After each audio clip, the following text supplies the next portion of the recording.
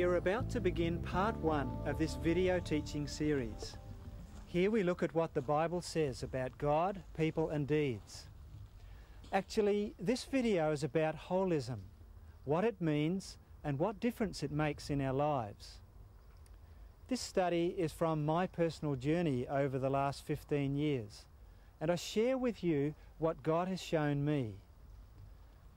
But I'll try to do this in a way that gives you the chance to think about what God has been teaching you. Every few minutes you'll be asked to stop and to discuss the issues. Take as much time as you need to work through them. At the same time, in the workbook, you can record your own insights and experiences. You'll discover more because you're in a small group with whom you can share ideas and to whom you can be accountable. Your group should have one person who is the facilitator. Part 1 of the video is Biblical Foundations of Holism. It lays the foundation for us to understand holism and to relate it to God's Lordship over our lives. In Part 2, we look at how holism applies to you as a person. And in Part 3, we see the impact of holism on our work and the mission of the church. Near the end of the video, you'll hear the gripping story of Rus Alet. He was the person God used to help me find direction and to set me on the journey which I share with you now.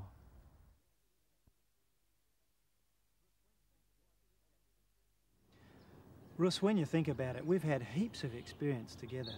It's been quite a journey.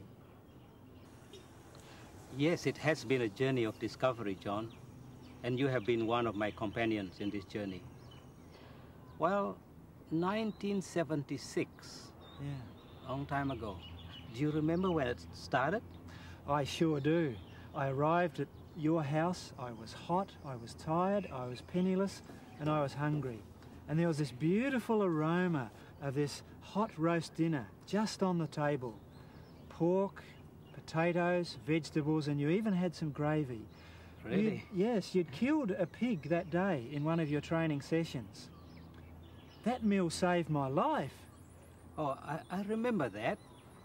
That was just one day before Hari Nyepi.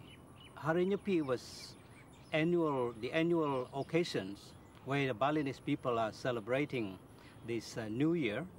And in that Hari Nyepi, nobody is allowed to cook, nobody is allowed to go shopping, no shop open of course, and the road got to be closed, nobody allowed to go on the road.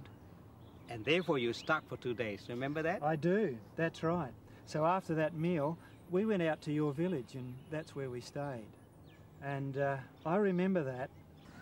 It got dark quite early, we couldn't have any lights, so we just went to bed and we talked and talked and talked.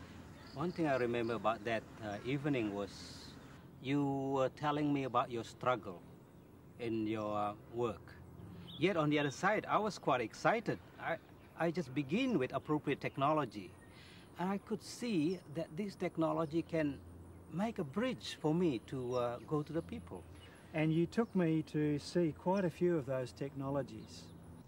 Rus, I was amazed at your courage. You introduced me to the man who masterminded the killing of your 4 brothers when they became Christians. Yet he was the one for whom you built the first biogas plant. I was amazed at that. I couldn't understand why you were an agriculturist at the time, as well as a Bible teacher. But yet no one ever told you that both of that skill can be used together for mission work. Rus, you've taught me so much about sharing God's love with people who don't want to hear it. I've come to see that these people can be reached through practical, caring deeds. I think as a Christians, that is the most important task that we need to do.